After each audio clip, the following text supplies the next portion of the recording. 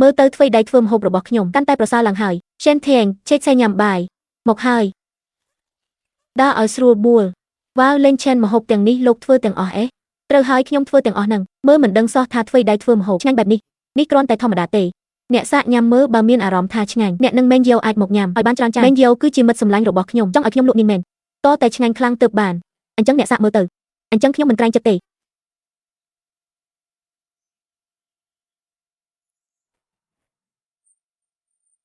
វ៉ាវឆ្ងាញ់ម្លេះមិនចាញ់ចង់ធ្វើលំដាប់កាយទេយ៉ាងម៉េចដែរក៏មិនអន់ដែរខ្ញុំសាកមួយមុខនេះទៀតមើល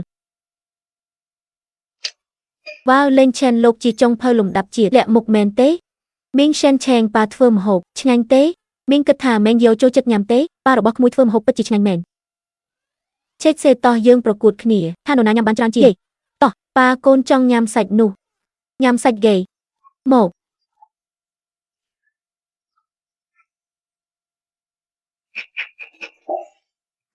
យ៉ាប់មែនលើកនេះខុសគោលការណ៍សម្រកទម្ងន់ទៀតហើយមកពីខ្ញុំធ្វើឆ្ងាញ់ពេកធ្វើអីមីងឆេកសែឲ្យក្មួយទៅលេងខាងនោះមួយផ្លែតសិនខ្ញុំសុំនិយាយជាមួយមីង Shen Cheng បន្តិចសិនបានទេចាស់សបានអញ្ចេះ Shen Cheng ខ្ញុំអាច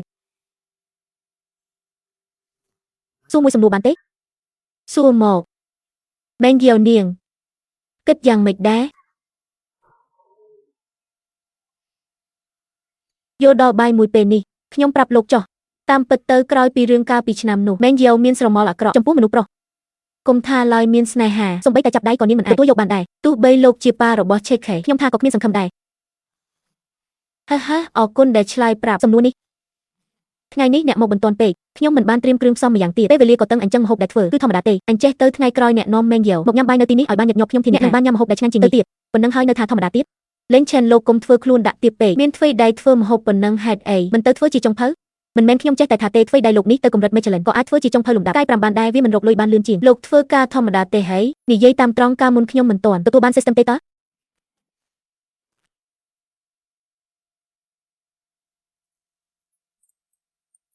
អាឡូមែងយោមិនក៏មិនទាន់គេងពាក់កណ្ដាលអាត្រៀតហើយសុំនិយាយការងារបានហើយឈប់លេងសើចហើយខ្ញុំប្រាប់ឯងការព្រួយបារម្ភរបស់ឯងគឺលើហើយឆេកសៃនៅជាមួយលេង Chen រស់នៅបានល្អជាងមុនទៅទៀតមានន័យថាម៉េចលេង Chen ឥឡូវស្នាក់នៅបូរីលំដាប់ខ្ពស់ផ្ទះធំបរិយាកាសក៏ល្អកុំថាឡើយគាត់នៅជាមួយឆេកសៃទីនេះទោះបីជាឯងទៅនៅដែរក៏មិនចោទជាបញ្ហាឯងកុំចេះតែនិយាយខ្ញុំមិនបានចេះតែនិយាយទេសរុបមកឆេកសៃឥឡូវរស់នៅបានល្អខ្លាំងណាស់ឯងមិនបាច់បារម្ភទេ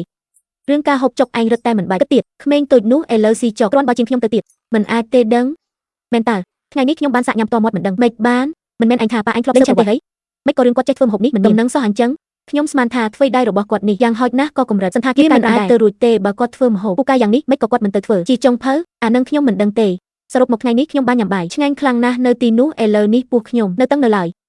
អូត្រូវហើយលុយ510,000ដែលឯងឲ្យគាត់មិនយកទេពេលបែកគ្នាគាត់ឲ្យខ្ញុំយកមកឲ្យឯងវិញតែខ្ញុំមិនបានយកមកចាំពេលឯងទៅមើលឆេកហេឯងទៅយកខ្លួនឯងចុះមិនមែនទេហេតុអីគាត់មិនយកផ្ទះដែលគាត់ជួលនោះថ្លៃណាស់មែនទេមួយខែ15,000ប្រាប់ថាគាត់ឆ្លៀតទទួលការងាររបស់ប្រែគាត់ចាយគ្រាន់គាត់ថែមទាំងនិយាយថាគាត់ជាប៉ារបស់ឆេកខេមើលថែឆេកសៃជារឿងដែលត្រូវធ្វើមិនចាំបាច់ឲ្យឯងចេញលុយទេខ្ញុំមានអារម្មណ៍ថាគាត់ដូចជាមិនមែនសាមញ្ញដូចពួកយើងគិតទេខ្ញុំមើលទៅឯងនេះស៊ីឈ្នួលគេភ័យជំនួសគេចុះចំហរបស់ឯងនៅឯណានៅមានទៀតខ្ញុំឲ្យឯងថតរូបថតខ្ញុំឲ្យចាំមួយផ្លែផ្ញើឲ្យឯងដាក់ទូរស័ព្ទសិនហើយបាន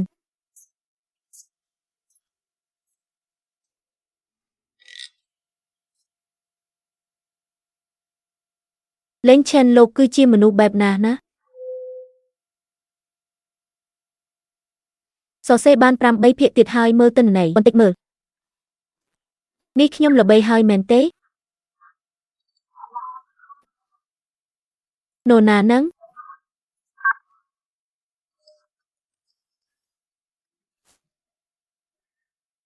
អាឡូជំរាបសួរលោកធំខ្ញុំជាប្រធានផ្នែកនៃគេហទំព័រថងសេង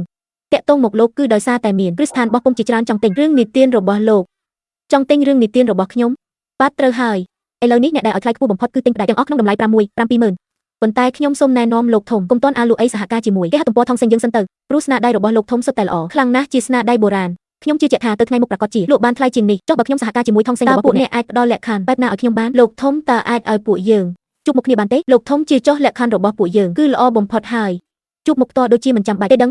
អ្នកគ្រាន់តែប្រាប់ខ្ញុំត្រង់មកថាអាចផ្ដល់លក្ខខណ្ឌបែបណាឲ្យខ្ញុំបើលក្ខខណ្ឌល្អចុះកុងត្រាតាមអនឡាញក៏បានតែអញ្ចឹងខ្ញុំសូមជម្រាបជូនលោកធំពីលក្ខខណ្ឌរបស់យើង យន្តការសហការការផ្សព្វផ្សាយក្នុងនិងក្រៅគេហទំព័រប្រភេទនៃការផ្សព្វផ្សាយគឺផ្ដល់ជូនពេញទំហឹងចំណែកចំណូលផ្សេងយើងចែកភាគរយគ្នាលោកធំនិយាយពីខ្ញុំមែនទេគឺយើងដូចគ្នាបើសិនទៅថ្ងៃមុខរឿងនិទានរបស់លោកធំចង់បោះពុម្ពផ្សាយគេហទំព័រយើងក៏នឹងសហការផ្សព្វផ្សាយជូនដែរដើម្បីបង្ហាញពីការស្មោះត្រង់របស់យើងនឹងផ្ដល់ជូន30,000ជាប្រាក់កុងត្រាបន្ថែមអាចទទួលយកបានគ្មានបញ្ហាល្អលោកធំសហការគ្នាដោយរីករាយនេះជាលេខផ្ទាល់ខ្លួនរបស់ខ្ញុំមានការអីអាចទេមករកខ្ញុំបានបាទលោកធំជំរាបលាបាទអូទីបំផុតបានសម្រេចហើយឲ្យតែបានលោកធំម្នាក់នេះមកគេហទំព័រយើងក្រុមហ៊ុនយើងទៅថ្ងៃមុខសក្តានុពលប្រកាសជាកាន់តែល្អនេះខ្ញុំកំពុងយល់សប្តិមែនទេហាហា